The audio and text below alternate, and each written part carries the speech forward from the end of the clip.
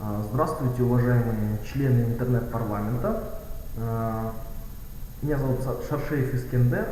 Я очень хотел принять участие в вашем сегодняшнем заседании по поводу национальных интересов, но не смог, так как у меня сегодня именно в это время будет встреча. Но Канат Мединову подсказал гениальное решение для этой проблемы. И вот мы я решил сделать свой доклад вот так, через веб-камеру. Запись сделаю сегодня утром, для вашего обсуждения. Хотел бы поделиться своими соображениями по поводу того, что такое национальный интерес. Национальный интерес, прежде всего, определяется как объективно значимые цели и задачи национального государства как целого. Национальный интерес – понятие, которое является более широким понятием, нежели интерес государственный. Потому что государственный интерес – это интерес госчиновника в рамках одной задачи, в рамках одного государства или муниципалитета. А национальный интерес – это интерес именно граждан, не только государственных чиновников. И вот, что хотелось бы сказать, хотелось бы выделить из этого понятия национальный интерес. Прежде всего, две вещи. Первая вещь. Национальный интерес – это защита прав, безопасности и свобод гражданина национального государства в другом государстве, за рубежом. То есть для нас это звучит так. Защита прав, свобод и обеспечение безопасности граждан Кыргызской республики в любой другой иностранной стране. Так вот, приведу примеры, как эта защита осуществляется другими государствами, других помимо Кыргызстана государства. Вот смотрите, например, скажем так, когда сомалийские пираты захватывают граждан тех или иных стран, например, России или Великобритании, туда высаживаются спецслужбы этих стран, проводятся переговоры, государство готово заплатить миллионы долларов, чтобы спасти одного единственного своего гражданина из плена сомалийских пиратов. Иногда они проводят спецоперации, при которых сомалийские пираты сильно страдают, погибают. А граждане, чаще всего граждане, попавшие в плен, они выходят на свободу. Правда, нам не сообщают о случаях, когда спецоперация оканчивается неудачей, но ничего страшного. В любом случае видна работа по обеспечению безопасности, прав и свобод собственного гражданина со стороны, скажем, США, России и Великобритании. Также, например, если мы возьмем недавний пример, который произошел во Франции. Во Франции тулузский террорист Мохаммед Мира убил 3 военнослужащих Франции, которые по этнической национальности были нигерийцами, и убил, получается, только что открывающейся еврейской школе 2 еврейских детей и 1 учительницу еврейку. Израиль расценил это как покушение на еврейство, а Израиль считает всех евреев в мире гражданами Израиля. И выдвинул дипломатическую ноту во Францию, в Париж официальный, где указал, что если эта проблема не будет решена, если террорист и убийца не будет найден, то Израиль ухудшит свои отношения с Францией и откажется от дальнейшего сотрудничества. Франция отреагировала адекватно. В течение 2 суток террорист был найден и ликвидирован спецслужбами. То есть, фактически, израильтяне не пошевелив пальцев, не послав туда Шин Бет или Моссад свои спецслужбы, фактически каким-то образом хотя бы отомстили за своих граждан во Франции. Также, если мы возьмем историю сегодня Виктора Бута, гражданина России, который продавал военную технику, военно-транспортные самолеты в Сингапуре и Малайзии. Его захватили американские спецслужбы и начали судить. Виктора Бута обвиняют в продаже оружия, попытке продажи ПЗРК, то есть переносных ракетно-зенитных комплексов «Игла» террористам исламским в Таиланде. И вот, Виктор Бут свою вину отрицает. Виктор Бут даже сделал телемост из тюрьмы в США с Государственной Думой России. И Россия шлет ноту за нотой с требованием объективного расследования обстоятельств дела и с требованием отпустить Виктора Бута. В любом случае Россия реагирует на работу своего гражданина, понимаете, да? То есть защищает свой национальный интерес, то есть интерес своего гражданина. Второй, да, элемент национального интереса – это национальный интерес, это прежде всего защита интересов бизнес-сообщества национального государства. Для нас, для Кыргызстана, это звучит так. Кыргызский национальный интерес – это защита интереса бизнес-сообщества Кыргызстана. Сейчас, на данный момент, компания Шуро пробовала вести бизнес в Казахстане, Китае и сейчас будет, наверное, в Грузии. Да? И вот Кыргызстан должен отслеживать и помогать, консультировать, отправлять дипломатические ноты, вести переговоры на правительственном уровне для того, чтобы компания Шуро закрепилась на казахском, грузинском и российском рынках, и китайском рынках. Потому что, прежде всего, да, интересы бизнеса – это интересы жизни государства, интересы развития государства. Например, вот смотрите, знали ли вы, что в Великобритании служба Ми-6 и САС, спецназ Великобритании, да, Ее Величество, являются частными коммерческими организациями, которые принадлежат частным лицам и выполняют частные заказы, в том числе заказы английского государства и заказы и особые поручения Ее Величества Королевы.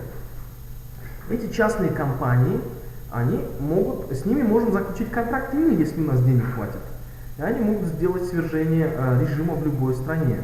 Они могут сделать кибернетическую атаку, поиск информации, защиту бизнеса в любой стране. Вот что такое САС, вот что такое Ми-6. И когда начались колониальные войны, и многие европейские государства, метрополии, которые держали колонии в Африке, в Индии и Южной Америке, они начали терять свои колонии, потому что колонии начали бороться за свою независимость. И тогда Великобритания, практически потеряв все свои колонии, оставила в этих колониях свои подразделения САС и Ми-6. И эти подразделения защищали интересы бизнеса Великобритании. В этих колониях остались очень большие корпорации, которые занимались переработкой ресурсов, вывозом ресурсов, распространением английских товаров в этих колониях. Естественно, местное население знало, кто эти люди, и фактически избирательно уничтожало этих людей. Так вот, защита их безопасности, устранение бандформирований, которые угрожали этим предприятиям, защита на юридическом уровне осуществлялась Ми-6 и САС Великобритании. Таким образом, Англия защищала свои национальные интересы в Африке. То же самое, возможно, слышали, что в свое время Панамского канала не существовало. Был Панамский перешеек. А американским судам, чтобы привезти из Калифорнии, скажем, в Нью-Йорк груз по